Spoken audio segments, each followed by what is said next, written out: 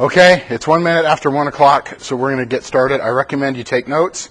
I recommend that you ask questions as I'm going along. Please interrupt me. If I'm staring at the screen, make some noise or wave your hand or whatever it takes to get my attention. If you have a question, I want to answer it at the moment you ask that question. What we're going to do is we're going to do this briefing, and then we're going to take a tour of the facilities, a short tour, and then I'm going to scan in all the documents that you brought with you today. So this is the Flight Science New Student Orientation. It's Wednesday, August 7, a couple of minutes after 1 o'clock. See if I can get this to move. There we go. All right. In other earlier iterations of this briefing, somebody from financial aid came here, but they're busy. So if you don't know who to talk to at financial aid, it's Chris Cortez and Jessica Silva, and there's their phone number. Does anybody need me to leave that up there so you can write it down? Raise your hand. Okay, most students in the Career and Technical Ed department have Maria Silva as an academic counselor. You can use any academic counselor you want, but she knows more about the program than anybody else. That's why you usually see her name on the documents that I send out. If you're using VA benefits, then Ms. Vang is the academic counselor that you ought to be working with. Any questions there? Anybody need more time to write down phone numbers? Okay, so what I'd like is we'll start over on this side, and I'd just like you to turn to the group and say, this is my name, and I like people to call me Frederico, and here, I'll do it. My name is John Johnson. I like my friends to call me John, and I like students to call me Mr. Johnson. But I don't expect anybody to ever call me Sir. Okay? My hometown is Reedley, California. It's a small town south of Fresno, about 30 minutes. And I was in the Air Force for 8 years. And my career goals are to retire at Reedley College in charge of the flight science degree about 10 years from now, when you are all co-pilots at United Airlines. That's my goal. 10 years from now, you could be a co-pilot at a major airline. Okay, so, mark, set, go. So my name is Ben Jones. I like to go by Ben. My hometown, I was born here in the U.S., but my parents moved to France, so I guess it's in France in the whole country. Yes, I speak both languages, French and English fluently. For extra service, I did 16 years in the active duty Air Force. Got out of the Air Force and joined the reserves so I could start school as a pilot. My career goals is to eventually be a co-pilot or a pilot in command for a Hawker 850s or 900 XPs over at SkyWest in Cleveland, Ohio. Okay, that's a really nice, expensive business jet. Yes. Okay. My brother flies those. You want to fly biz jets, specific ones. Okay, great. Ryan Wachinsky, my hometown is Madera, California, so just north of Fresno. Didn't have any time in the service. Career goals are eventually be a commercial pilot. Do you know what you want to fly, or just somebody pay you money to sit in an airplane? Pretty much. Okay, all right. I think you're going to be able to do that. Thanks. Go ahead. Ming hometown, Fresno, California. There's no transit service for me? Yeah, if you weren't in the service, you don't have to talk about it. Yeah. Okay, Right. that's cool. Any career growth, commercial pilot, or open up my own business? Okay, as a pilot? Yeah. What kind of airplanes do you want to fly? Do you know? I don't know. I was watching a bunch of YouTube videos. Okay, okay.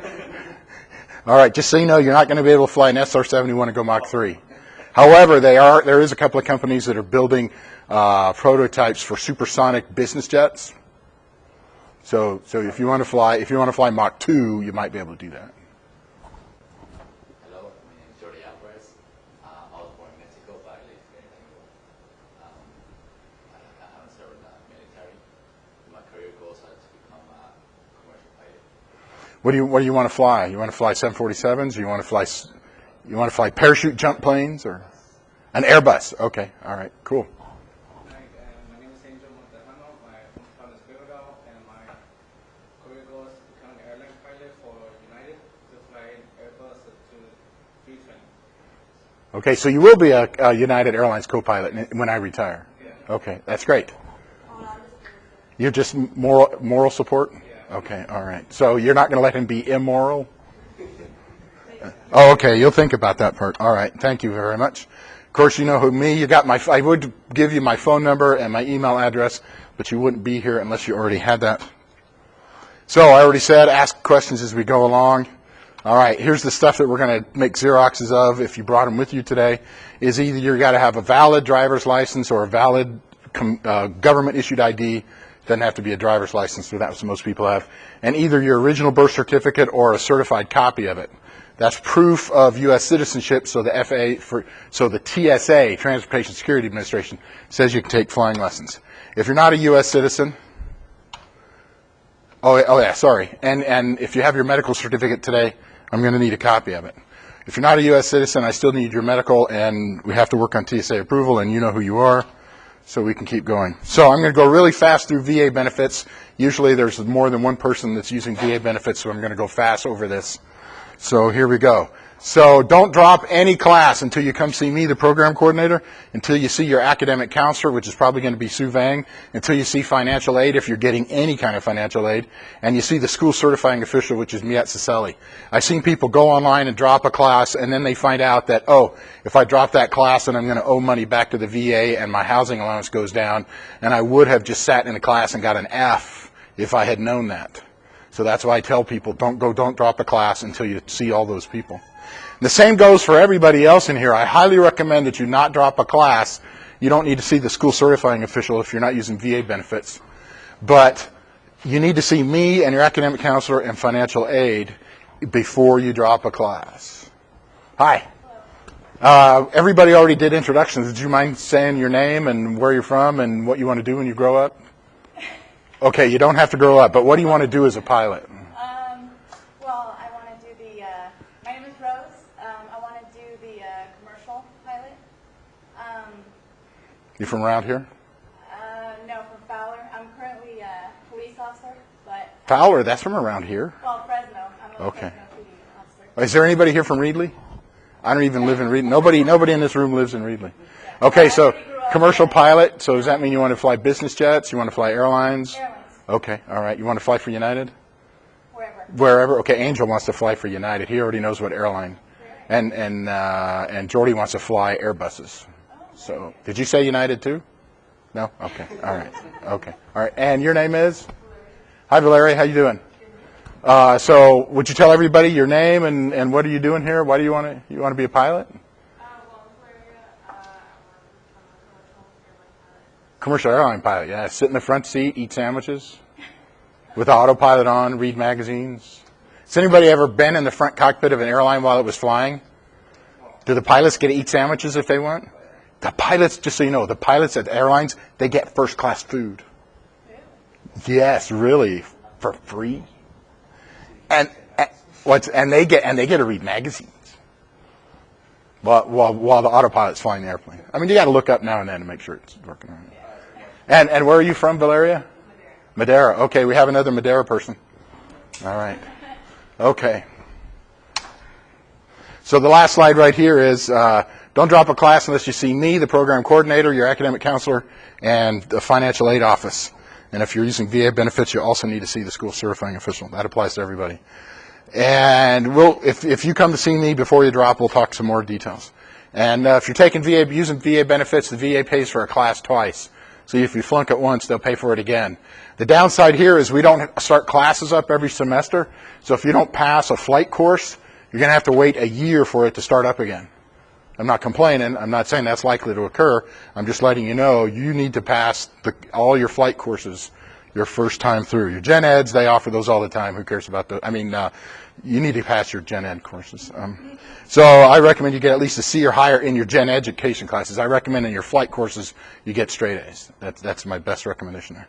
So we'll go, let's see, there it is.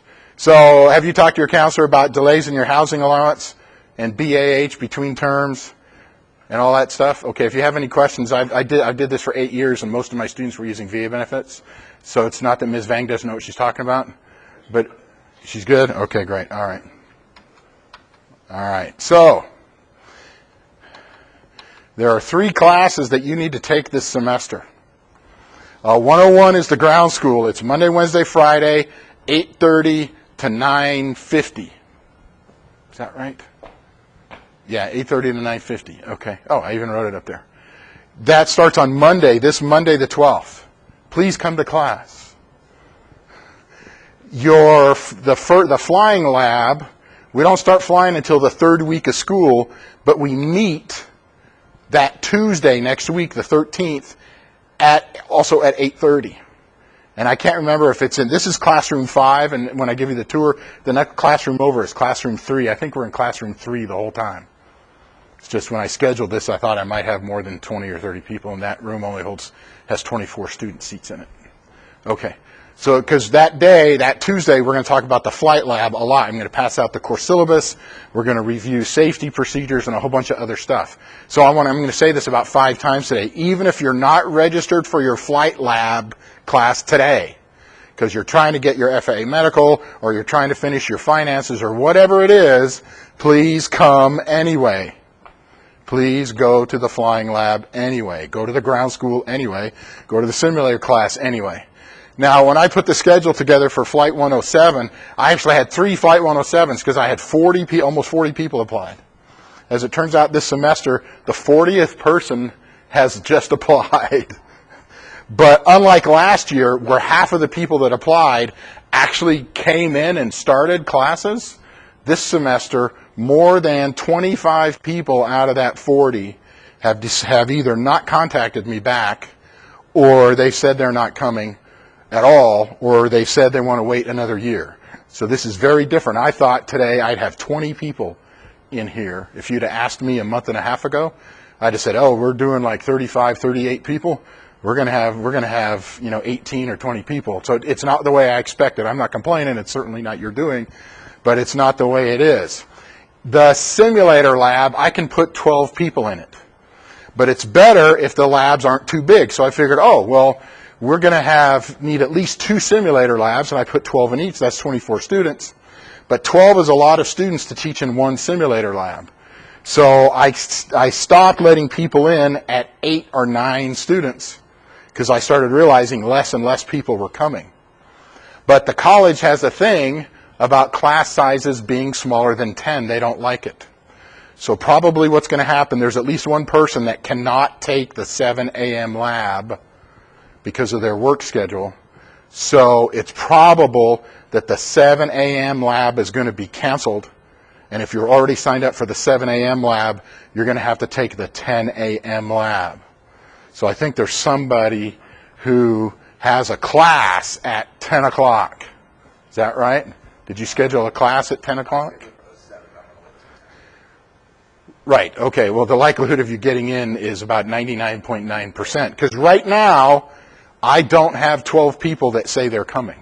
I've still got a few more people that are trying to finish. I had literally one student today, and this is not a complaint. I just find it interesting. One student today, hey, Mr. Johnson, can I still get in? They haven't been checking their email or their voicemail for a month. Okay. So we'll see if they can get everything done in time. I'm just letting you know, if currently you're signed up for the 7 a.m. simulator class, it's likely that I'm going to be telling you that 7 o'clock class is going to be canceled, and you're going to have to move to 10 o'clock. And so that's every day, Monday through Friday for 2 weeks, for an hour and a half. So if you already have a class, like a general education class, that starts at 10 or at 11, you probably ought to go see your academic counselor and drop that one and take the same class at a different day and time. And I wish I had more. If a bunch of people had signed up, I wouldn't be saying this. It's not my fault, man. Name the set of movies where they say, it's not my fault. Okay, it's the same set of movies where somebody says, in more than one of these movies, I got a bad feeling about this. Which one? Star Wars. Yeah, it's Star Wars. No, not very many Star Wars fans. Okay, fine. So literally, in 1977, I was a junior in high school, and I took my private pilot ground school in this room as a junior in high school at Reedley High, in this room, and Star Wars came out late that spring. Come on in. Yeah, pull up a chair. Okay, so if you responded to me before Monday of this week, after I sent you an acceptance email and you sent me an email from your college email that said sign me up for these classes, on Friday or earlier last week, I signed you up for those 3 classes. There's a state law that says once instruction starts, the college cannot drop you if you don't finish paying. Well, the flying lab this semester is $6,887.50. So let's say you put $1,000 down, and the first day it kicks in, and now you go, oh, I can't come up with the other $5,700. Reedley College can't drop you from that class. We have to let you take it. Reedley College cannot afford to pay for $5,700 of that flight training. So the policy we put into place is, if you don't have all of your money lined up by the Monday before school starts, which was the day before yesterday, if you're already enrolled in 105, the flying lab, we drop you out of that class and we can't let you in until you got all your money either lined up through financial aid or on deposit at the business office or a combination of the two. When you get those 2 things done and you get your flight medical and you show it to me, then I can get you registered for Flight 105. The classes are closed. They're called zero capped. You can't go to the records office and say, let me into this flight course. I'm the only one that can tell the office that you can get in.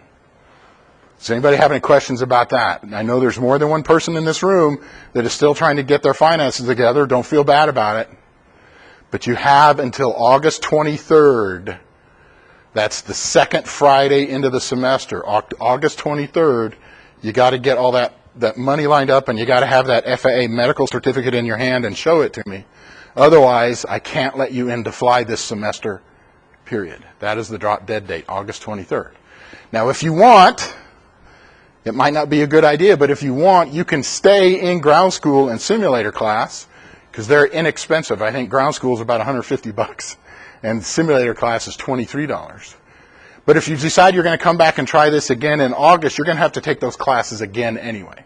So it might be a waste of your time to do that.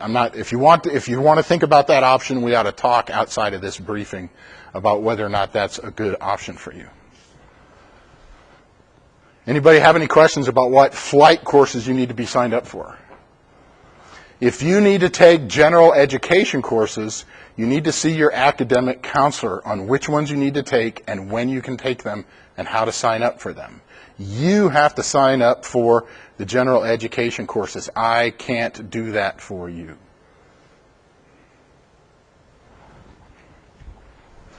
And while I'm at it, I just want to remind, I think I've said it lots of times, but this simulator class, Flight 107, the first 2 weeks, it's every day, Monday through Friday. The first 5 days of school, the second 5 days of school. Actually, that 10th one, the Monday following that is we go to that 11th lab meeting. We're going to go to Fresno and learn how to do a pre-flight inspection on real airplanes that day. But that first 10 days, we're going to meet here, yeah. The first 10 meetings, Monday through Friday, the first week, and Monday through Friday, the second week, we're going to be in this building in the simulator lab, which I'm going to show you before we leave today. For the flying, 100% of the flying is done at the Fresno Yosemite Airport. But the one simulator lab day, because after the first 2 weeks is up, simulator lab is only once a week on Mondays. So for your simulator lab time, if it's right after ground school, you're going to have ground school that day from 8:30 to 9:50. You're going to jump in your car, and instead of staying here for your 10 o'clock simulator lab, you're going to drive to Fresno that day and see how to do a visual inspection on an airplane. Because every time you go fly, you're going to do a visual inspection on the airplane, make sure it's not broken. Check the oil, check the fuel, make sure the airs are tired or have air in them, that kind of stuff. But you're going to get that briefing again on the first day of lab simulator class. The 105, this is the flying lab where you actually go flying. We're going to meet in classroom 3 next door on Tuesday at 8:30. So you're going to ground school at 8:30. So Monday, then Tuesday, still at 8:30, we're going to have an hour and a half where we do paperwork, and I brief you how the flying is going to go. That's the only time you're going to be at Reedley College for your flying class. After that, all of your flying class is going to be at the Reedley Airport. You're going to be scheduled individually with your flight instructor. It's not that you won't be in this building, you just won't be here for Flight 105.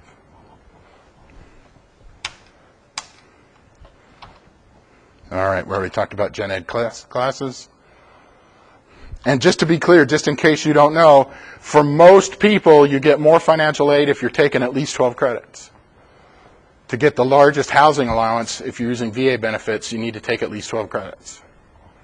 So that's why your counselor, that's one of the reasons why your counselor is going to say, you're only at 9 credits, you ought to take 3 more because you'll get more financial aid.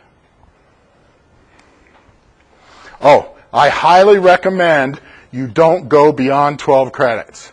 I mean, if it all adds up and you're at 12 and a half or you're at 13 or 13 and a half, that's okay. But don't say, oh, I'm at 12 credits, I'm going to graduate early and I'm going to take an extra class and go to 15 credits. I don't have the authority to tell you that you can't do it, but I'm telling you, asking you, please don't. The flying classes are going to take way more time than a regular class will. So if you take 12 credits, it's going to feel like 15 or 18 or 20 credits. For you to throw another 3-credit class on top of that is not a good idea, especially if you're not practiced going to college or you haven't been going to college for a long time. Only take 12 credits. If you have to take 12 and a half or 13, that's fine. But if you've hit 12, don't take 3 more credits. All right. You need to go to class every day. In ground school, there's going to be a quiz or a test almost every single day. So if you miss it, it's going to negatively impact your grade. What's more important than that, it's going to negatively impact how much you learn. Let's see, graded items. You need to keep going through the last day of the semester. If you're using VA benefits and you quit going to class, the college has to tell the VA you stopped going to class, and the VA might ask for some of your money back. If you're getting federal financial aid and you stop going to class, the college has to report it to the Department of Education, and it could impact your financial aid for the next semester. So even if you think you're going to get an F, you probably need to keep going to class every day. If that comes up, you need to come see me, and I'll make a phone call or send you to the right person, and we'll make sure that that's what you have to do. Travel arrangements. If you cannot go on vacation and stop flying during the semester without my written permission. And you can expect there's only one way you're going to get that permission is I see a death certificate because you have to leave town, and I'm not saying it because I like it this way, but it's you really don't have a choice if you need to go to somebody's funeral. Or you get your flying done in advance, and if you're gone for a week, you come back, you won't be behind already. I had a student this semester. The instructor didn't understand that the student wasn't authorized to go on a vacation, and the student left for 2 weeks this semester, and they got an I grade because they didn't fly in advance, and they didn't ask me if it was okay. And so now they have an I grade, and if they don't finish in time, they'll be done with the program. They won't get to continue. So I'm guessing you don't want that to happen. We get spring break, we get Christmas break, we get the national holidays. You need to plan on, if you're going to go somewhere on a trip, that there's no schedule, it's not in the middle of a semester. Oops, wrong button. Okay, and then the worst thing about attendance, I already told you, there's lots of stuff you don't learn besides getting a lousy grade. The point here is everybody says they want to, okay, nobody said they wanted to grow up. There's an old joke. Some parent is talking to their youngster, and the youngster says, Mommy, or Daddy, I want to grow up and be a pilot. And the parent turns to the kid and says, sorry, you can't do both. Get it? You can't grow up and be a pilot. You can be a pilot, but okay, fine. If it's not funny, you don't have to laugh. It's all right. But everybody in here says that they'd like to be a professional pilot. You want to fly airplanes and make money doing it. Well, if that's true, then you tell me why you're going to miss class and not learn something that 2 years, 3 years down the road you're going to wish you knew. Tell me why you're going to do that. I don't think anybody today can give me a good reason. So if that's not a good enough reason, just think about the lousy grade you're going to get in ground school or in your flying class, and then you don't pass, and then you got to wait a year and do it over again. And it was a $10,000 lab fee that semester, and you have to pay that over again. Does anybody want to pay for an extra $10,000 in flying that they didn't have to? I don't think so. All right. Okay. So, ground school is in this building. The simulators are in this building. I'm going to show you where the ground school is, classes. I'm going to show you where the simulator room is. And I already said the flying lessons are at Fresno Yosemite Airport. You don't have to take the general education classes at Reedley College. You can if you want to. But if you'd rather take them at Fresno City, if you'd rather take them at the Madera Center, you'd rather take them at Clovis Community College, you'd rather drive up to the Oakhurst Center to take it, that's okay. If you really want to take your gen ed classes from Rio Salado Community College in southern Phoenix and do it online, that's okay. You just need to work with your counselor to make sure they'll transfer back. You don't have to take your gen eds at Reedley. There's no rule in our catalog that says you even have to take general education classes. Most people take them because they want to earn the AS degree, they need it to get a housing allowance, or they need it to get their full financial aid. All right, the student code of conduct in your first day of class, your syllabus will give you a link to where to go read it, but I'm just bringing up the good parts or the bad parts here. So no cheating. Plagiarism is where you turn in work that you are pretending is yours, but somebody else already did it. So I'm going to give you an example. In your ground school, you're going to go home almost every night, and you're going to go online to the Reedley College website, and you're going to watch an instructional video that I made, most of them. So if you don't like my voice, you're going to cry a lot. And you're going to answer questions on the homework page. Then you're going to come to school a day after that, because you're going to do this electronic homework right after class, like on a Monday. And then you'll have Tuesday, and then you'll come into class on Wednesday morning, and you're going to sit down, and somebody's going to sit down and say, hey, I forgot to do my homework. Can I write down some answers? The answer is no. Because not only is the person that's writing down the answers cheating, because they're going to turn in their work that's really yours, you are helping them and you are as guilty. And if your instructor sees you doing that, they will write you up on cheating and take it to me, and I will recommend to the dean and the vice president that you are out of the flight science program. No ifs, no ands, no buts, no second tries. If you get a 0 on a homework assignment, too bad. I'll be about an hour and a half. Actually, I'm going to give them a break at around 2 o'clock. Can I do that? Yeah, thanks. So if you want to be a professional pilot, you are going to have to accept that you're going to make mistakes and you're going to live up to them. And if you're not used to doing that, you need to start doing it now. Ask me how many mistakes I have made today. It's more than one. I make mistakes every day. The sign of a good pilot is that they look for their mistakes and then they correct for them right away. I'm flying straight and I got distracted and the airplane turned. I looked up. Oh, I'm not going where I want to. I turn it back to where it was. Okay, great. But as soon as I start denying that I made a mistake, then I'm going to crash the plane sooner or later. So you don't get to write down other people's homework and come to class, because there's going to be a quiz that day on the homework. And you don't get to help somebody do that either. Da-da-da. Obviously, giving people answers to tests. I've sort of talked about honesty, integrity. The way it's going to work for absences, if you know in advance that you're going to have to miss class, your instructor for your ground school or your simulator class or your flight instructor is probably going to say text them. But your simulator instructor and your ground instructor, who's going to be the same person, Mr. Harold Gallagher, he's going to tell you whether he wants you to call him or text him or send him an email. And you're going to say, I'm not going to make it to class tomorrow. Whatever he says, the way to contact him. If he says call his phone number, don't send him a text and don't send him an email. Call him. That's the way I do it, because I don't want, if students are going to lie to me, I want to hear it. And then I can figure out that they're blowing smoke. So if you're going to be, so if you know you're going to be absent for some reason, the good news is if it's a valid reason, it's not your fault, your instructor can have it be an excused absence and they'll let you make up the work without penalty. But if you don't tell your instructor you're going to be absent, then it's an unexcused absence. And then the only way to fix it is to bring in a hard copy document. Here's my grandmother's death certificate. Because he's not going to say, well, have your mom call me and tell me that your grandmother died. Your instructor's not going to say that. And I'm sorry, it's an old cliche about grandparents dying, so I'm sorry if that, I'm not trying to make you feel bad about your grandparents. So, You don't have to call, I already said this earlier, you don't have to call anybody at the college or any employee sir or ma'am. After you say that to me 2 or 3 times, and I tell you don't have to do it, I'm going to stop trying to tell you that.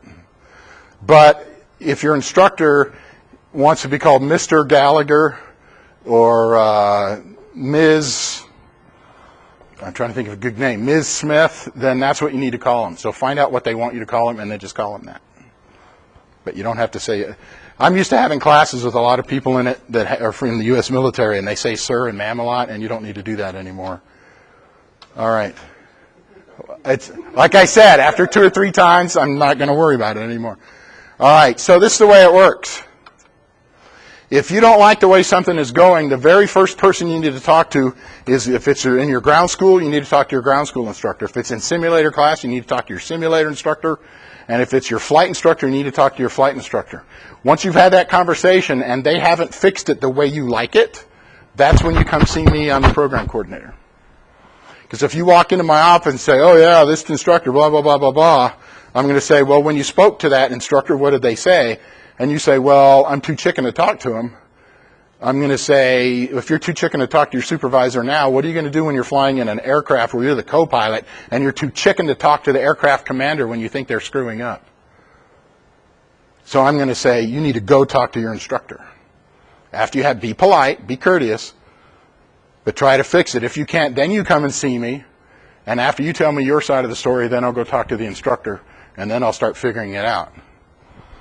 So if you're not used to this way of dealing with conflict, now is your chance to start learning how to do it. You got to learn how to be able to talk to your boss and be polite and tell them that that what you think that what they are doing is incorrect. I have a lot of practice in that.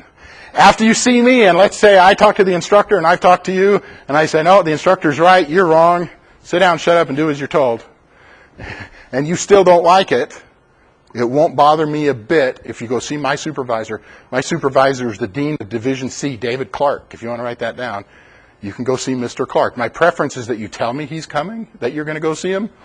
But if he gives me a call and says, hey, yeah, Mabel called me, she's in the flight science program, and she thinks you're a dirty, rotten scoundrel. And I can say, well, I'll be happy to come to my office and tell you my side of the story.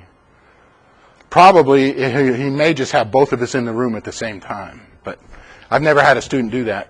Well, I take that back. I did once. For some reason, the student lost. And if the dean doesn't decide in your favor, you can go see the vice president. His name is Dale Van Dam.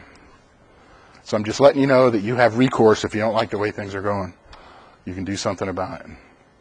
All right. The FAA has really strict rules about alcohol. It's going to come out on the 2nd or 3rd ground school.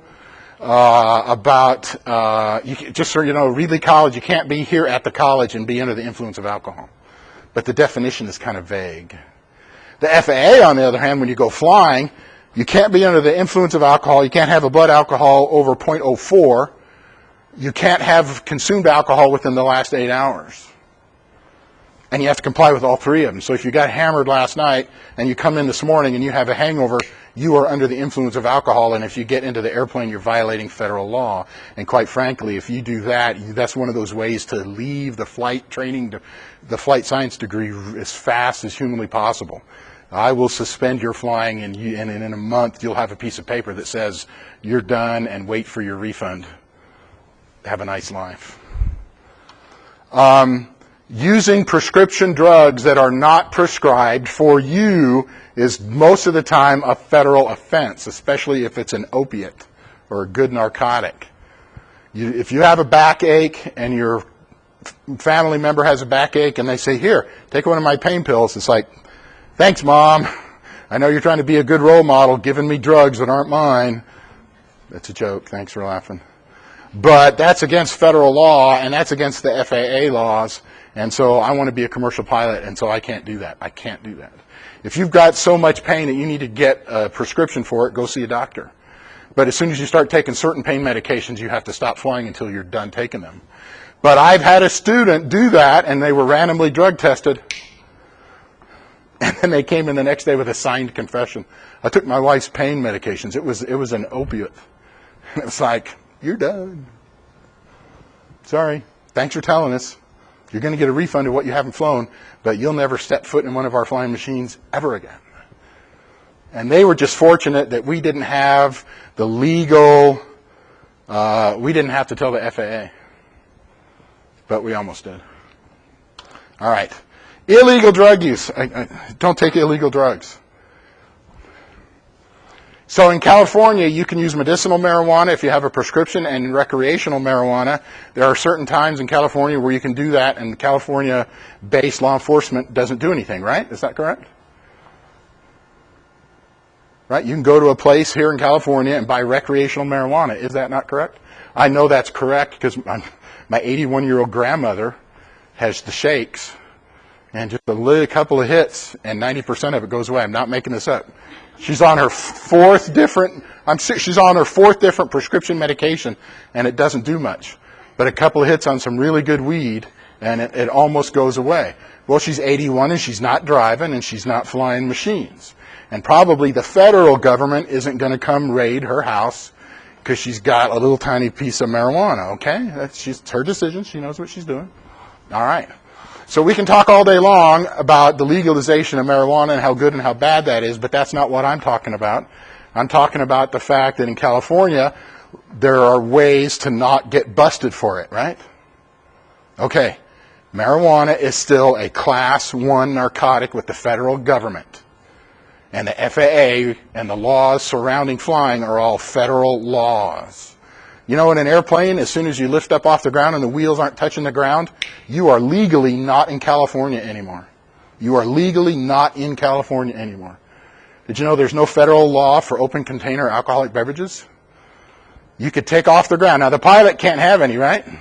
You can't have any alcohol, but the person sitting next to you can open up a bottle of tequila and start doing tequila shots, and that'd be legal.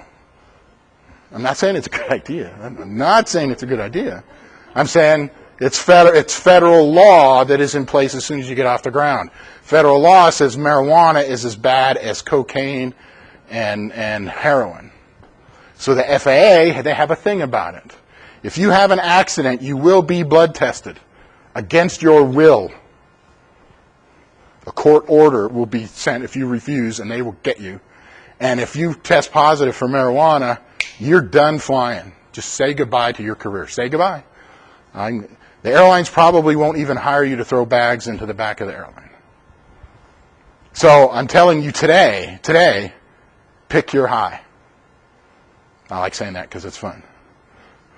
I know some people, hey, John, come on, man, we're going to go smoke some weed.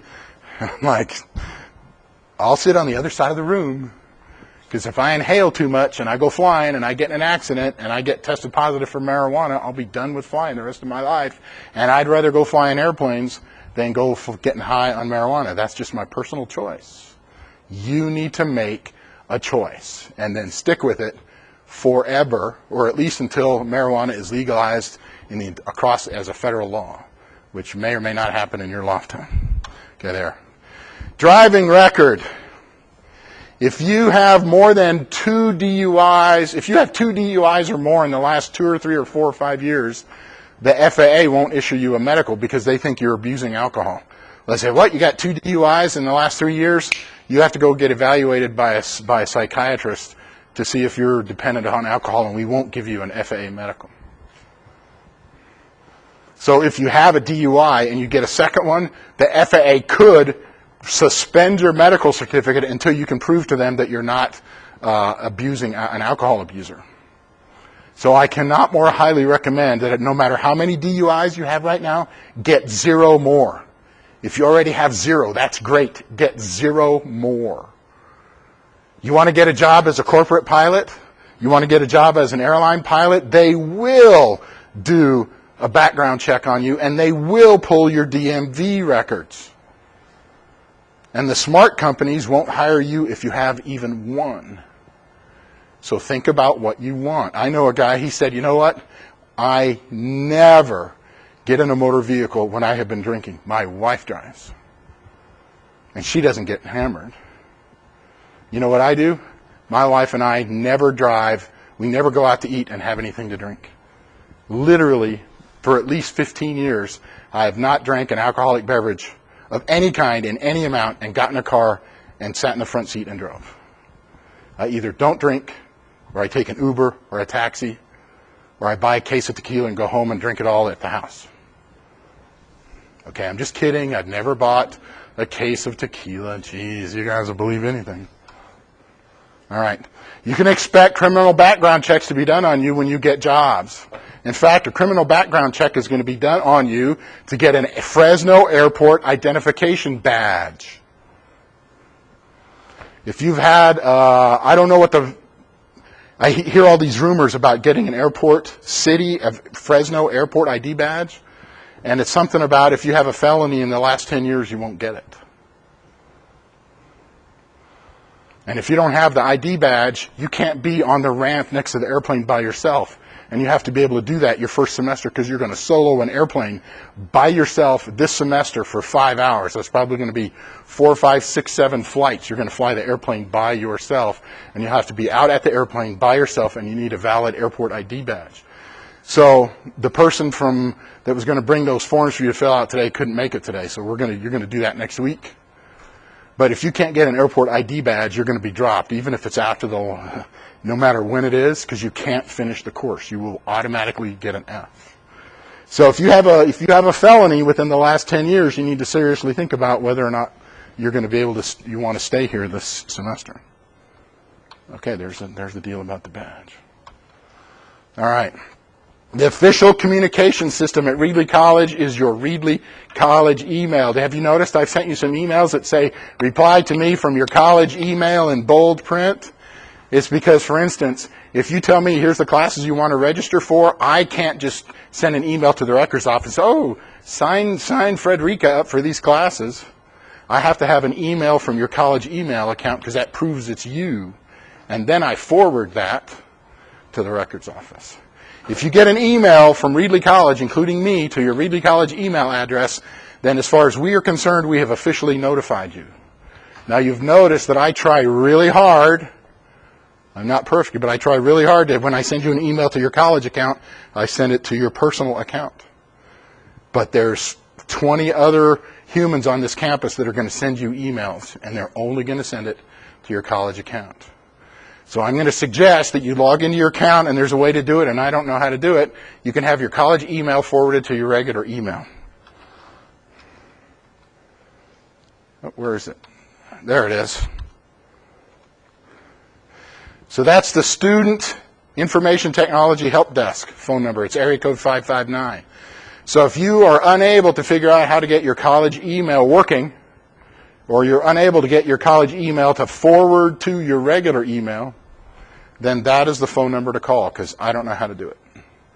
I come to work and I check my office email, and I don't have it forwarded anywhere. I recommend that you get into the habit pattern of checking your college email every day. Every day. And if you're having it forwarded, I would send myself a test message once a week and check my real college email once a week, just in case. Just in case. All right, the flight schedule. The way it's been working is that at the end of a flying lesson, your flight instructor is going to say, okay, we're going to schedule another flying lesson out. And usually you'll have 1 or 2 or 3 flight lessons already on the schedule. You'll be scheduled out a week or 2. If it gets down to a week, your instructor is going to schedule you out for at least another week. So at any given moment, you know at least a week out what your flying lessons are going to be.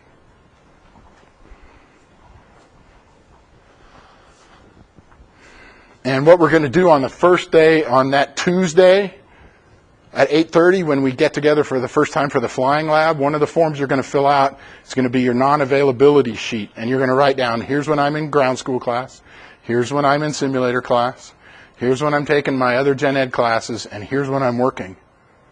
And you're going to be able to write other notes on there. I work every other week, I work these days and these times, and then the opposite weeks, it's like this. You don't get a write down. I want to sleep in until 6 a.m. and I want to go to bed at 10 o'clock at night.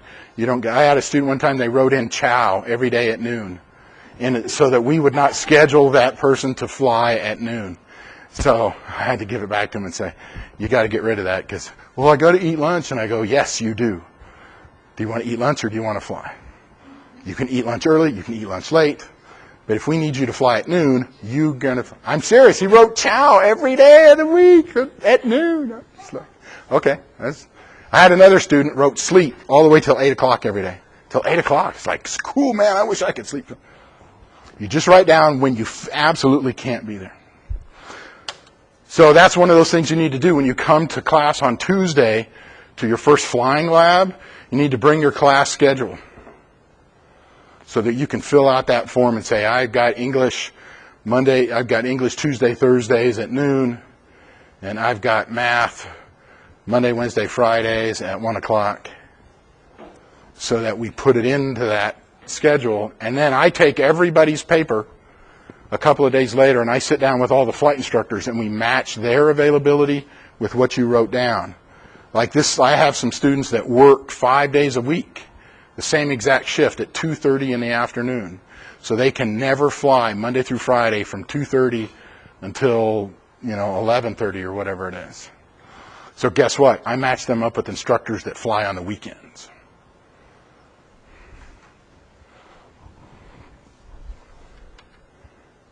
All right. Generally, if your schedule changes, once it's on the schedule, your flight instructor will call you and say, hey, I took you off the schedule. Or they'll call you up and say, hey, another student of mine canceled their flight for 2 hours from now. Can you get here in 2 hours? It's okay to say no, but yes. A change in what? Then you need to tell your instructor and you need to tell me. Is it going to change often? No, it's just based on hours, things like that. So usually I work Monday, Friday, sometimes, but sometimes. Right. How far in advance do you know? At least a week. Okay. So if you know at least a week in advance, as soon as you get that schedule, you call your flight instructor and say, hey, we've got this flight on Tuesday at 4 in the afternoon. I just got scheduled, but it's a week in advance. It's going to be no problem to change it. Oops. All right, we're going to cover the safety rules on the first day on Tuesday. But generally speaking, the part I want to get across today is that if you violate the safety rules, you can expect that you are done flying at Reedley College. If the federal aviation, part of the safety rules say you have to follow the federal aviation regulations. And it says that when you go flying by yourself, you have to have your student pilot certificate and you have to have your medical with you. If you go flying and you don't have both of those documents with you in the airplane, then you violated federal aviation regulations, and that's part of our safety requirement is to follow all the regulations. You can expect that you're done flying at Reedley College. Yeah?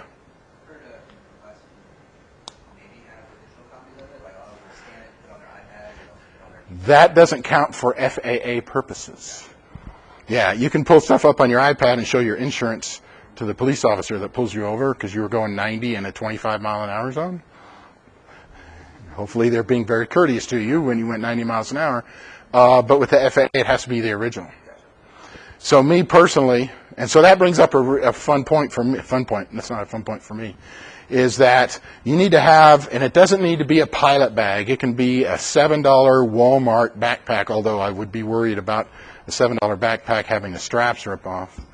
But your logbook and your headset, most people keep their pilot certificate and their medical certificate in their logbook. I would tape it to the back so it can't come out. And so if I open my bag and I see that my logbook is in there, I know I take that with me. Because when I'm soloing, you have to have your logbook with you because your instructor says you're okay to solo. So you would need your student pilot certificate and your medical and your logbook. So if you keep all that in the same place, then you're usually pretty happy.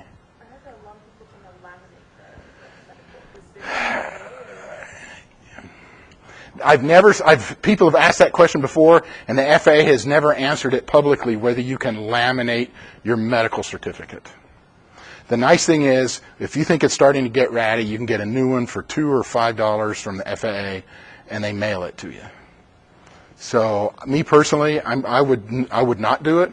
I would just tape it in the back of my logbook to where I can read the front part. And on the opposite page, I'd probably tape in my student pilot certificate. and then I'd stop worrying about it, because you're not going to trash your logbook. So I'm not answering your question directly. I don't know. I have never seen the FAA says it's okay, and I don't think there's a good enough reason to do it. Because you're not going. I don't keep it in my wallet. I keep it in my logbook, and every time I go flying, I pull out my pilot bag and I make sure my logbook's in there, and I go yay, and then I go flying. Does that make sense? All right. So what do you got to wear?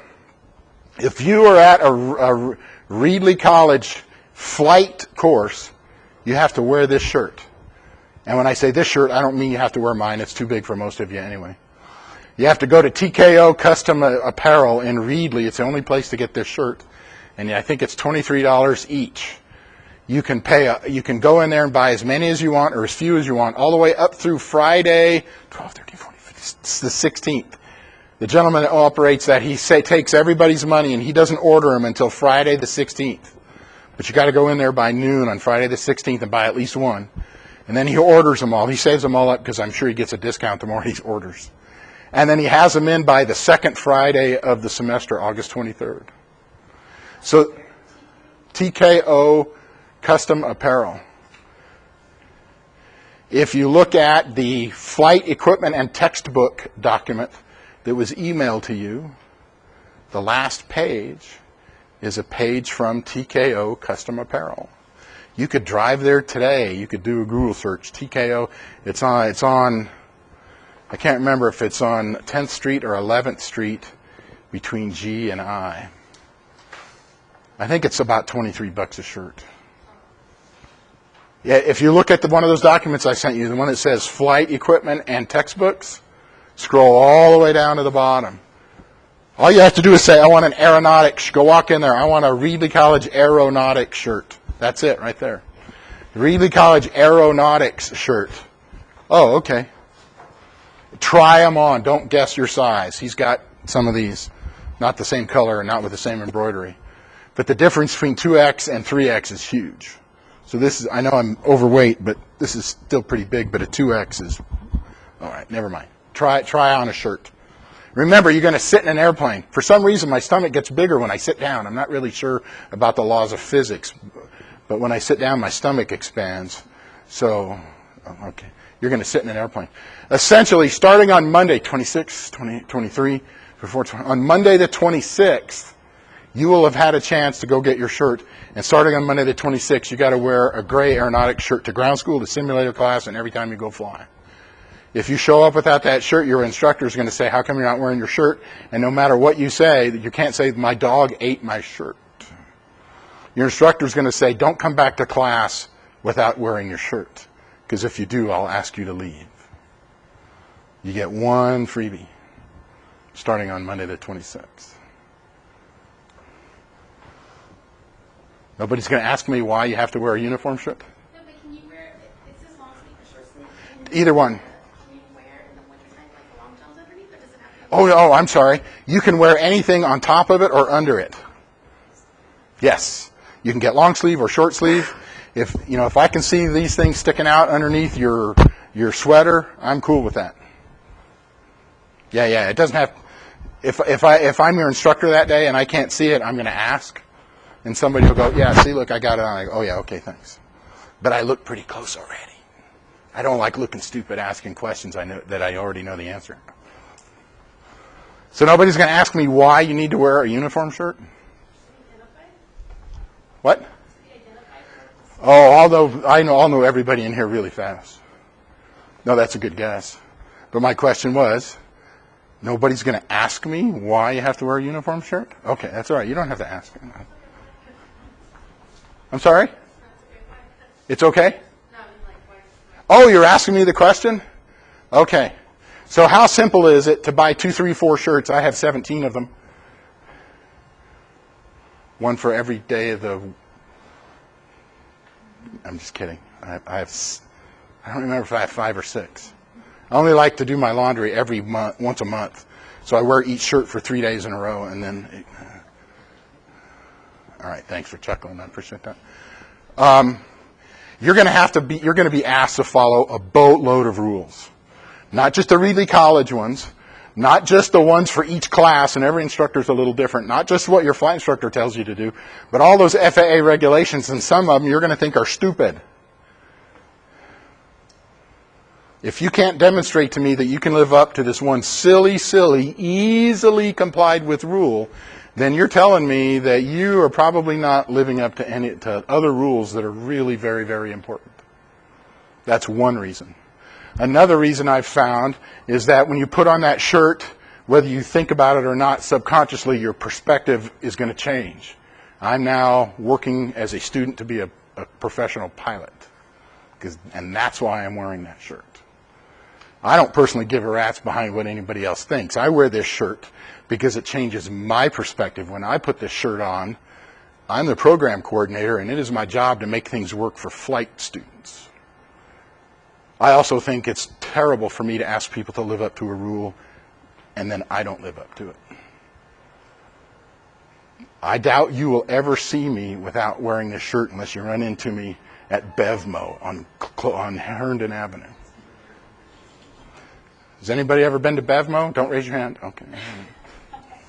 I might be in there without this shirt, but you will never see me at work without this shirt unless I have to go to a meeting and they tell me I have to wear a suit and a tie. But underneath it, I'll be wearing. I actually did that. I actually wore a suit jacket, and I didn't wear a tie, and I wore this shirt. It was awesome. They said I didn't have to wear a tie, because this isn't really set up for my neck's too thick, not because it's muscle.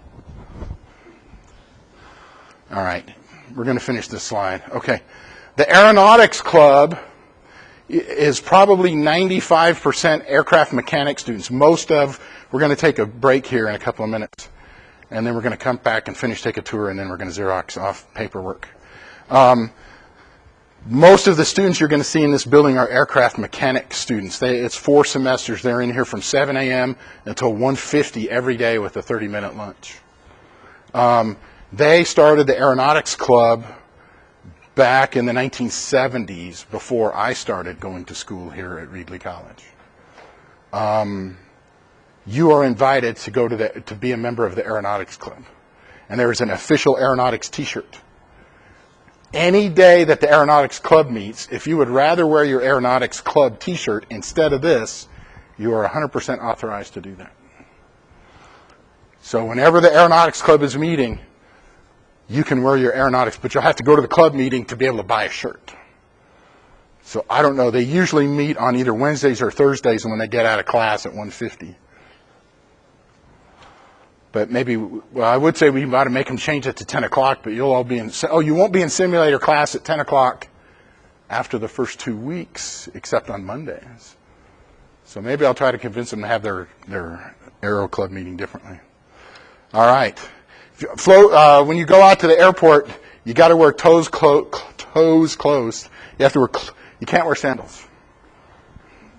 The problem is that you can wear short pants if you want, but you will be getting down on the ground and looking underneath airplanes. And I want you to think about a black asphalt ramp with rocks on it at 4 o'clock in the afternoon today.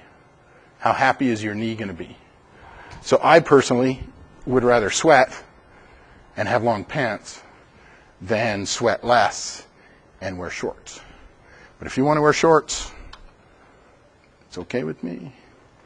You're going to wish you had some sunglasses. If you're going to go buy some, don't buy the polarized sunglasses. Sometimes there's interference because of the plexiglass plastic that the windshield is made of, and also on some screen protectors on some iPads, and we'll talk about iPads on Tuesday next week. So if you already have sunglasses and they're polarized, you can try them out because some of them are okay. But if you're going to go get new sunglasses, don't get polarized sunglasses. All right, so we're going to take a 5-minute break on that clock. There's restrooms right out here. The big one that says men, my preference is men only use that one. And there's 2 on the side, one that says women and one that says staff. Ladies get to use either one of those. On your mark, get set, go. I'll be back in 4 minutes.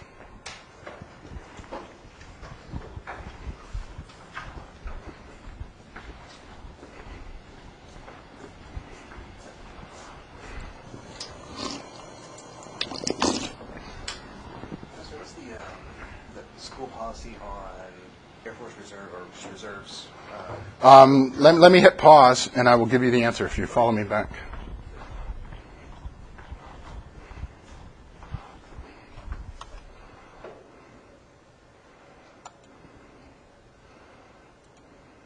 Some more. All right, flight equipment. So you have a whole document for me with 27 different things you have to buy, right? If that's not correct, raise your hand. If that is correct, raise your hand. Okay, only half of you raised your hand. Oh, you're too slow, sorry. I'm just kidding. All right, the story of the headset. Somebody always asks me how good of a headset I should get. Get the best one you can afford. For some people, it's the $189 one. For some people, it's the $1,189 one. Don't worry, you're always going to wish you had a second headset. So if you buy an inexpensive one now, and then you decide later you can buy a $600 one in a year or two or three, then that'll be fine. As long as it's designed to work on airplanes, you're going to be okay. I like David Clark, the brand. It's the green ones, because they don't break very often, and you can ship it back to them, and they will fix it, no matter if you were the first owner or not. I have a $300 David Clark. I think they go for $300 or $350. It's in that piece of paper. I have it from my mom bought it for me in 1979. And all I've ever done is put new microphones on it, because microphones get beat up and they break. And I put some ear seals on it, but it works. I'm pretty happy with it. But don't feel bad if you got to buy the $189 one. All right, you need a decent logbook. Any logbook is okay. You don't have to buy the $50 logbook. You can buy the $10 logbook. But remember about the logbook.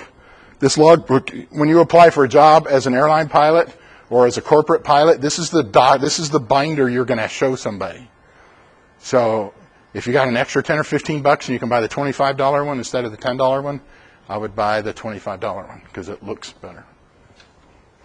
The E6b Computer, that's not on your list because you don't need it this semester. The Plotter's not on your list. You don't need it this semester, and neither are charts. You don't need it this semester. I already told you do not need to go buy a pilot bag that's for pilots. If you got a backpack from high school and the straps are still on good and solid, you'll be fine. Don't let anybody ever tell you you have to look like a pilot, because I'm telling you, it doesn't matter what you look like. Nobody cares what you look like. Nobody cares. You think they do, but they don't. They're too worried about what you think about what they look like. So you don't need to spend money to look good, except on sunglasses. You got to get, I'm just kidding. You don't have to get cool sunglasses. I just wear prescription sunglasses because I can't see very well without them. All right. So if you weigh up to and including 220 pounds with your clothes on, then you can fly the Tomahawk. And that airplane this semester costs $6,887.50. If you weigh more than 220 pounds, but you weigh no more than 250, then you get to fly the Piper Warrior II, and it's $1,295 more. So what we're going to do on the first day of flying class on Tuesday, what we're going to do that day is you're going to step on a scale. If you weigh more than 220 pounds, you got to find that other $1,295. If you weigh under 220 pounds, then it's still the $6,887. Don't feel bad. I weigh more than 250 pounds. So, all right, let's keep going. We'll talk more about that on another. I already talked about that one. Don't take a term off. If you take a term off, that class you missed isn't going to be offered till the next year. So if you take one semester off, you're really taking 3 semesters off. I highly recommend that you not do that. So here's how things work. You go to ground school. You go to classroom. In classroom 3, we'll get to there today. You're going to take a quiz. Every day that there is going to be a lecture, you're going to take a quiz that day. In fact, even on the day of a test, you're going to take a quiz from the last lecture. So it's going to go like this. You're going to come to class, and you're going to have done the homework. And the homework is going to be an online video, and you're going to answer questions. It's going to be reading assignment out of a textbook and some FAA books with questions. You might have to answer some questions out of the Pilot Operating Handbook. It's like the owner's manual for the airplane. Did I say questions out of the textbook? Okay. You're going to come to class, and you're going to get about 5 minutes to ask the instructor if there's a question you didn't find the answer to. And then it's going to be open homework. That is, you leave your homework open, and the instructor is going to pass out the quiz, and you're going to write in the answers, because you're going to get about 1 minute per question. You will not have time to go find the answer. Correction, you won't have to time to go find it in the textbook or something. But like it'll be like out of the homework, let's say there's 50 questions. The quiz, it'll be like question number 10, number 19, number 32, number 47. And on the quiz, it'll say question number 19, 22, 47. So you can just go and write it in, and write it in. So the good news is you're going to come to class with all the answers. Then the rest of that period, it's an hour and 20 minutes. That's going to take about 15 minutes to get all that done, maybe 20. You're going to grade it in class, so you're going to know what you got. And then the instructor is going to allow you to ask in-depth questions, like, that thing about how the propeller works. Could you explain that over again? Or the instructor is going to have a list of things that students usually find difficult, and the instructor is going to review that material, depending on how many questions there are. Then you're going to get the next day's homework. And it's going to say what video you need to watch, what questions you need to answer, what your reading assignments are, what questions out of that you need to read. And you're going to do this every Monday and Wednesday and Friday. And across you're going to do this 3 days a week all the way into November. There's going to be 4 tests and a final exam. And then in the middle of November, you're going to go down to only coming to class once a week. And you're going to spend your time in class where the instructor is going to pretend that they are an examiner, that they are a pilot test person, and they're going to ask you questions as if it was on the check ride. Because on the check ride, you have a 2 or 3 hour oral exam before you get into the airplane. And so people don't have a lot of practice being verbally evaluated, so the instructor is going to do that. Same thing in your simulator class. You're going to go a little more than halfway through the semester flying the sim, and then that last 5 or 6 or 8 weeks, you're going to go to simulator class, but you're not going to fly the sim much. The instructor is going to pretend that they are an FAA examiner, and they're going to say, it's Ryan, right? Okay, Ryan, I'm going to grill you like a piece of burnt steak for the next 10 minutes. And then they're just going to ask you questions as if it was your check ride. And you're going to go, and pass out and turn red, but you'll get over it. That way, when you do it for real, it'll be cake. And I'm just kidding. You probably won't pass out, and you probably won't turn red. But you might go, but you'll be taking notes on things you don't know. And then it's like, okay, now it's Mingmore's turn.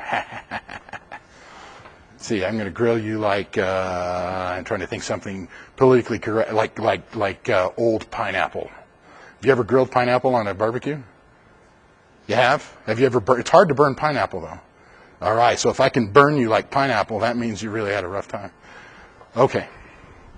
So in classroom, you're going to have a quiz pretty much every day. You're going to have 4 tests plus a final exam. I can tell you one thing. In your flying classes, you will never have a term paper, a research paper, an essay. But I can guarantee you in your flying classes, when you go up for your check ride for your private, your instrument, your commercial, and your flight instructor, you will have a 2 to 3 hour oral exam where you have to get 98% correct. So you can go, yay, no term papers. Oh, 98% on the oral exam. The good news is you need to know 100% of that information. So we're not asking you to learn things you don't have to know. There is no FAA written test this semester, but you're going to take a practice one at the end of the semester, so you get used to taking FAA tests. Next semester, you don't pass ground school unless you pass the FAA written test. Okay, in simulation class, we already covered a lot of that. First 2 weeks, it's every day of the week, Monday through Friday, and then it goes down to only once a week on Mondays. That first 10 days, you're going to learn procedures. How do I run a checklist to make sure I flip the switches right? How do I talk on the radio? What runway is this? Which way do I turn on the ground? And when I get up in the air, how do I navigate the airplane? How do I climb? How do I descend? How do I turn left? How do I turn right? And how do I not do aerobatic maneuvers? You'll have to take aerobatic flying lessons somewhere else. Flying lessons, I'll talk more about that on Tuesday. I'll talk more about that on Tuesday. Keep going. Yeah. I'll just give you an overview here. So let's say you get scheduled for a 2 hour block. You're scheduled for Wednesday afternoon at 2 o'clock. You're going to show up about 15 minutes before 2. And you might check the weather, you might check some notice to airmen, and you're going to go out and do a visual inspection of the airplane. Because that airplane from the last lesson, it landed at about 1:45 to 2. So you're going to go out there, and if it needs fuel, you're going to come back in and have them call to have a fuel truck pump it full of gas. You're going to go back out there. You're going to finish that visual inspection so that at 2 o'clock, when your instructor is done debriefing the previous student, now you're ready and the airplane's out there ready to go. You spend about 15 minutes briefing what you're going to do that day, not that you didn't already know. But you're going to review what you're going to go do. Now you both go out. The instructor, especially at first, is going to do a lot of that pre-flight inspection themselves because they don't trust you because you don't know what you're doing yet. And they're responsible for that flight. So as they get to know you and you prove to them that you can do a good visual pre-flight, they'll do less and less and less of it. But they're pretty much always going to check the oil and check the fuel, no matter how much they trust you. Which I'll tell you a story someday about trusting somebody else to put the gas cap on. I wouldn't trust my mother to put the gas cap on. Of course, she's 81 years old and she smokes weed, so it's probably a good idea if I don't trust her to do that. She doesn't smoke it that often. It's like 2 hits about every other day. So she says. She's always asking me to bring her chocolate chip cookies. I don't know what the deal is. But okay, if you're laughing, okay, all right. So now you go for that airplane flight. Airplane time is not measured in hours and minutes, and measured in hours and decimal hours. Like a 1.1 is an hour and 6 minutes, or 1.5 hours is 1.5. There's literally a meter in the airplane. When the engine kicks in, oil pressure starts that meter up. It's called a Hobbs Meter. It was invented by the guy that named Calvin and Hobbes, the cartoon characters. I'm kidding. There's no connection whatsoever. But it is called a Hobbs meter with 2 B's. And when that engine is on, that's your flying time. That's what goes in your logbook. So you start the engine, you listen to the radio, you talk on the radio, you taxi out to the runway, you run the engine up. You're going to learn how to do all of this in the simulator. You make sure the engine's working correctly. Everything, the rest of the airplane is working correctly. You call up the tower and get permission to go, and you go, woohoo! And you get on the runway and go, rrrr, and you slip the surly bonds of Earth. And you go flying, and you go, woohoo! And you try not to puke. I'm just kidding, you probably won't puke. Does anybody know anybody who's ever been a driver of a car and the driver got car sick? Doesn't happen very much. In airplanes, it's a little bit different. There are 3 kinds of pilots. Those who have puked, those who are gonna puke, and those who have puked in the past and are gonna puke again. Those are the 3 kinds. So you are one of those 3. You may not stay the same. You may bounce over to another.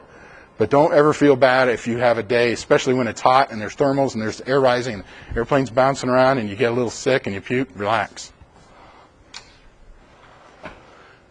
So you're going to fly around for 1.1, 1.2. You're going to have come back to the airport, talking on the radio. You land, you taxi back, you shut the engine down, you tie the chains onto the airplane so it can't blow away. You go back inside, you do a little paperwork to say how many hours you flew. You sit down with your instructor for 10 or 15 minutes and you do a post-flight debriefing. Here's what you did well, here's what you need to improve on, here's what we're going to do next time. Go read up on it so when you show up, you're not clueless. Well, I'll tell you more on the first day.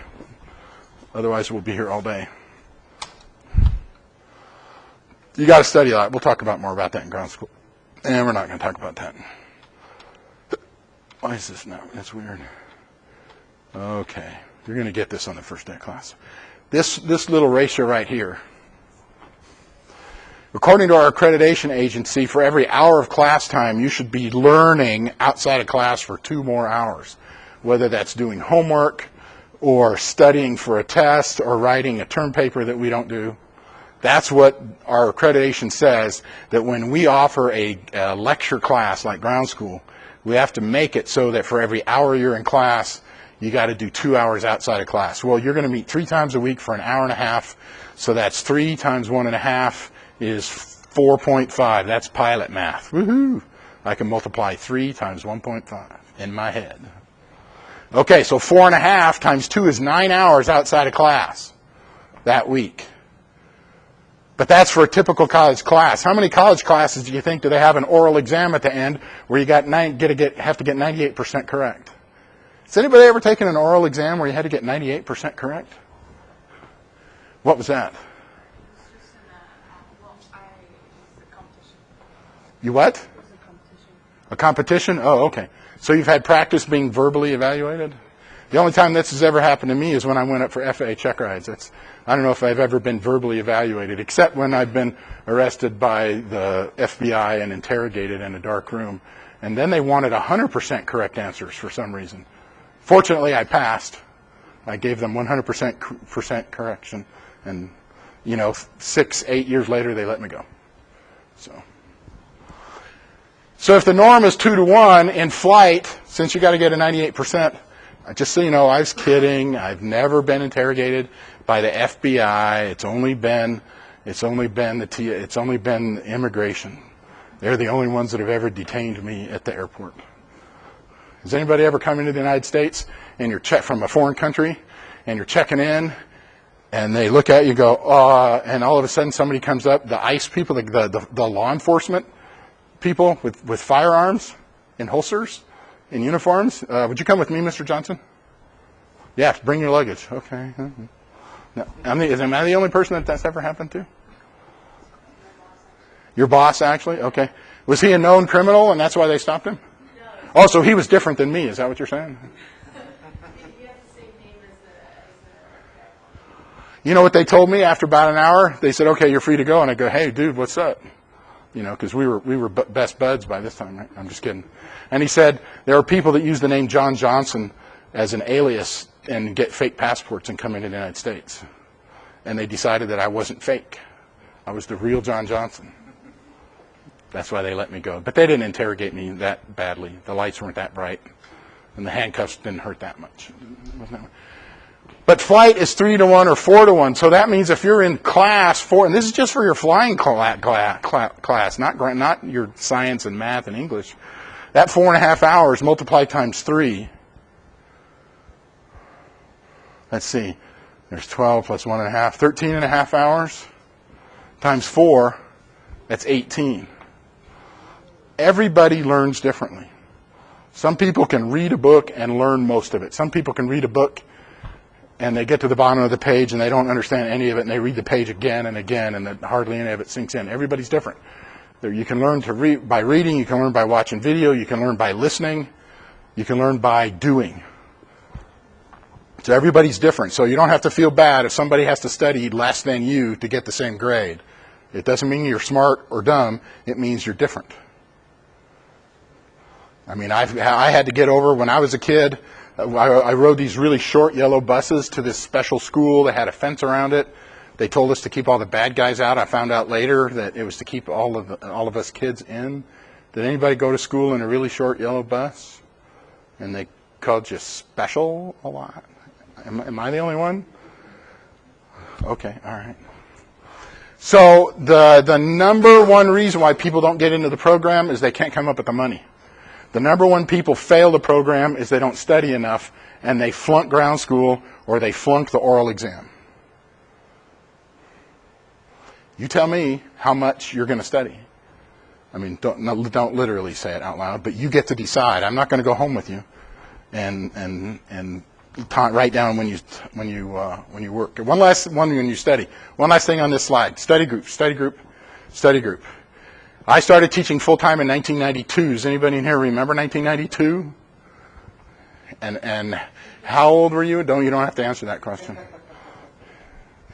And for my entire teaching career, I have never had a student in my office who I called in or they came in because they were on the verge or were flunking one of my classes.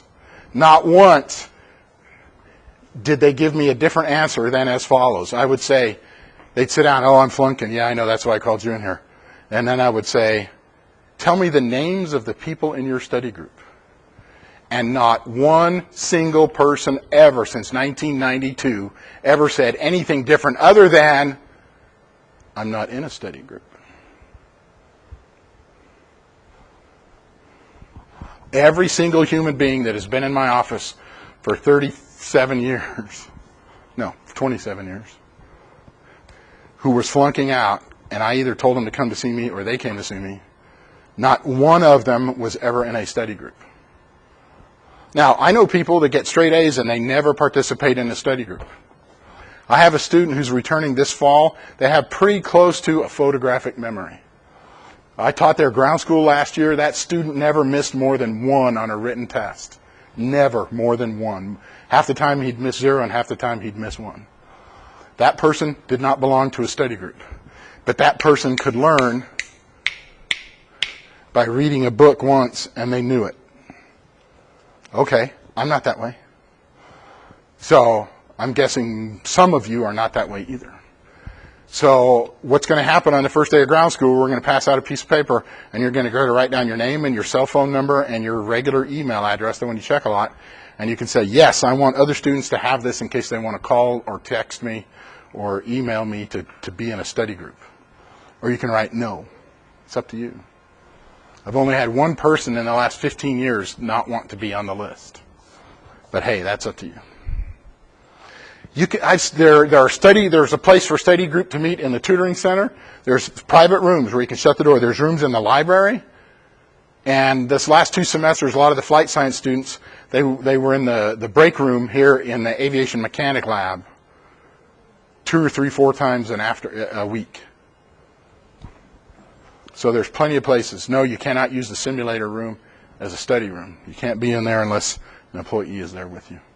Okay, so what is my best advice for doing well in this program? If you're taking gen eds, it's probably going to take you 40 to 50 hours a week of time to get everything done. If you're not taking any gen eds, you can shave off 10 or 20 hours off of that. That's going to ground school, doing homework, studying, going to simulator class, driving to and from the airport, doing airplane flights, getting ready for prepping for airplane flights. That's a lot of time. This last year, I have had 5 students that were working full time. One of those students flunked out, and one of those students quit because they almost flunked out because they were working 40 hours a week. I'm not telling you can't work. I'm not telling you how much you ought to work. I'm telling you that one of those 3 that are still here, Mr. Photographic Memory. I'm not trying to tell you this to scare you. I'm trying to tell you that if you're going to do more than work an hour a week, you need to pay attention to how much time do you have to work and sleep and do school. It may be those are the 3 things you get to do, and you don't get to watch, Star Wars reruns as often as you really want. And I know that's going to be a hardship for some of you. No, none of you. Only one of you knew that my Star Wars reference, so that's not going to be a hardship. I'm trying to think, what else would be a hardship? Oh, reruns of Friends. Yeah, somebody out there is going, reruns of what? All right. So when it comes to your flying, you need to be as flexible as you can. Your instructor try to get you in their groove, like every Monday, Wednesday, Friday at 10 o'clock, but that isn't going to work because the airplane's going to break, you're going to get sick, they're going to get sick, something is going to happen. So as much as you're going to try to fly the same every week, it's not going to happen. You may get close, but you're still going to have to be flexible. Whatever your instructor tells you to do, like here, go home and read this. You need to do that. And of course, good study habits, most people's brains fry after about 20 minutes. They get overheated. So usually 20 minutes of studying and 10 minutes off. Even when you're in a study group, that's what I tend to do. I do 15 or 20 minutes on and say, okay, let's take a 5 or 10 minute break. Let my brain cool down. And then another 15, 20 minutes, and then take a 5 or 10 minute break. That works for most people at home studying by themselves. Now, we've talked about studying a lot. Have I talked about studying enough? Whoops. I already talked about study groups. Try to get enough sleep, water, exercise, stay hydrated. I'm going to have to drink a lot of water. Try to work as least amount as you can. And I recommend a daily planner. I have Microsoft Outlook schedule on my phone. A lot of people I used to use Google Calendar, but everybody here at the college, they all use Microsoft Outlook. This is all the appointments I have to make are on that, so I use it. I think Google Calendar is a little bit better. I don't care if you do it on paper, but if you get scheduled for a flight, you need to show up and not show up. You're going to find out on Tuesday. If you have 3 no-shows, you're out.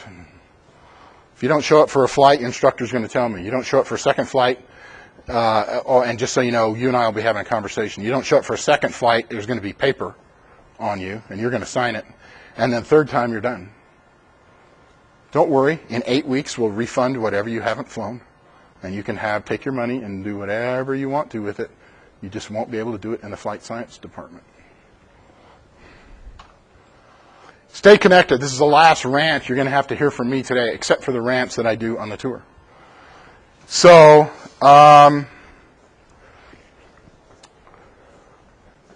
gosh, 17, 18 years ago, I was getting a divorce. And I was having a pretty rough emotional time about it.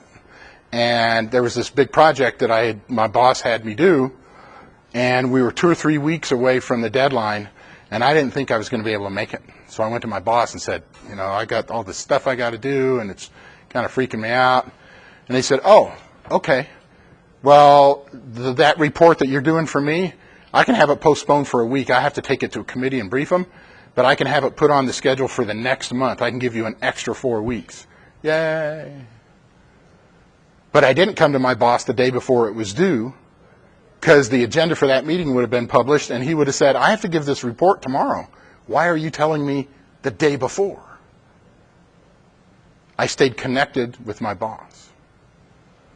I've seen people go through personal issues. Literally, I've had a student in my office. He was getting a divorce, and he was happy that he was leaving his wife, but she wanted to take the dog, and I'm not making it up. It's kind of humorous maybe, but she wanted to take the dog, and that's the part that was bothering him. Okay, the good news is he came and saw me, and the college, just like this one, he got free counseling. And he could work through it. And guess what? He came to me. He still went to ground school. He still went to simulator. But we stopped his flying for a couple of weeks. Because he wasn't able to concentrate on his flying very well, because he was literally worried about losing his best friend. This student stayed connected and didn't hole up at home, drinking alcohol, watching Star Trek reruns all by themselves. Not like some people I know. So the moral of the story here is, if you got a personal problem in your life, even if you don't want to tell me what it is, you can just come to my office or call me or send me an email. Mr. Johnson, I got a big personal problem I really don't want to talk about, but it is really, really messing with me. I think it's going to impact, or it is already going to impact my classes here at Reedley College. I can say, okay, I'll talk to your flight instructor. We'll take you off the flight schedule for a week or two. Here's somebody at Reedley College. You can call and make an appointment and get some free professional assistance. And just to be clear, I bet I've had more visits to a psychologist and or psychiatrist than all of you added together. And we'll find the assistance that you need so you can get through it. But if you wait until after it's already messing you up, you don't go to flight for 3 times in a row, you're out of the program. You can't say, oh, well, that happened because I was emotionally distraught. I'm going to say, I believe you, but you're done. Or you didn't. I had a student. He was living in the dorms, and his dorm roommate got sick, and he went to the hospital, and it was the night before a test. He came in the next day and took the test. And then the next day, 2 days later, when I passed it out, he'd gotten a 50% on it, the worst score in the class by far. And as he turned it in, he said, oh, yeah, that night before, I was up all night with my roommate in the emergency room, and I didn't get any sleep, and I didn't study. And I said, if you had come in that morning to take the test and said, Mr. Johnson, I had to stay up all night with my roommate. Can we do something about this test? You know what I would have said?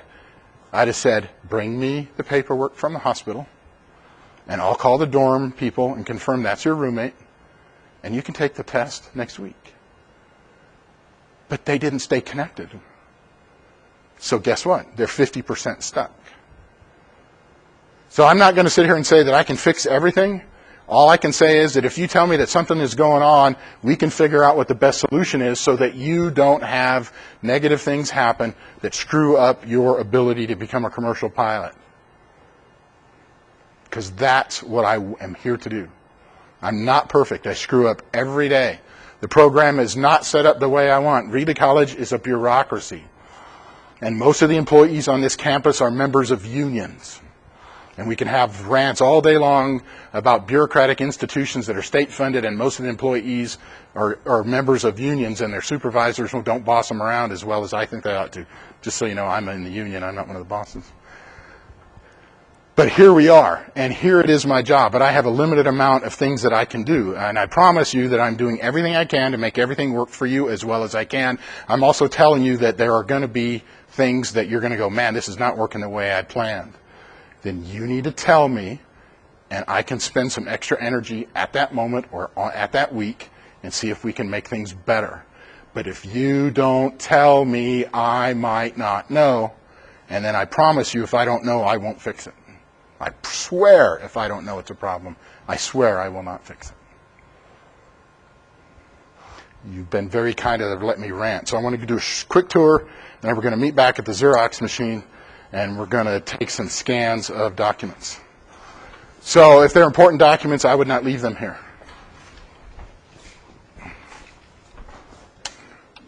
I think that was the last one. That's close enough to the last one.